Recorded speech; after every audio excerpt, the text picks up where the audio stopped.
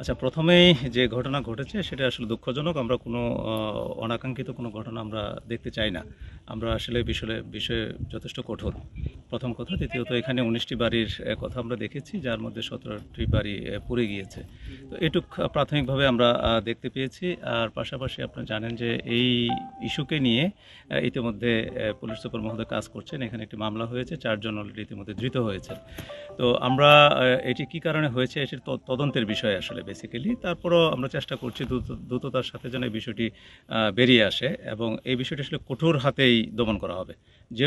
যেই কাজটি করুক না কেন সে কিন্তু কোনোভাবেই রেহাই পাবে না এবং সে কঠোরভাবে আমরা প্রতিহত করব। ধন্যবাদ। ধন্যবাদ। আমরা এই বিষয়টাকে সর্বোচ্চ গুরুত্ব দিয়েছি। গতকালকে টিওনো সাহেব এবং আমার থানার ওসি সাহেব তারা এখানে ভিজিট করেছিল এবং আমাদেরকে এই বিষয়ে জানার পরে আমরা রাত থেকেই আমাদের অভিযান জোরদার ছিল। একটা মামলা হয়েছে। এই মামলাতে এজাহার নামীয় 7 জন আসামি করে মামলা করেছে। এইখানে যে ক্ষতিগ্রস্ত যে ছিল সেই এই মামলার বাদী।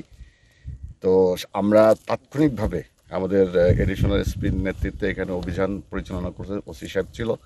তো আমরা এই 4 জনকে গ্রেপ্তার করেছি এবং আমরা যেটা বলতে চাই যে এটা আমরা এই মামলা এবং এই ঘটনা যেটা ঘটেছে এটা আমরা সর্বোচ্চ ভাবে এটা আমরা পুলিশ প্রশাসন এবং জেলা প্রশাসন উভয়ই আমরা এটা শক্তভাবে এটা দেখব আর কি।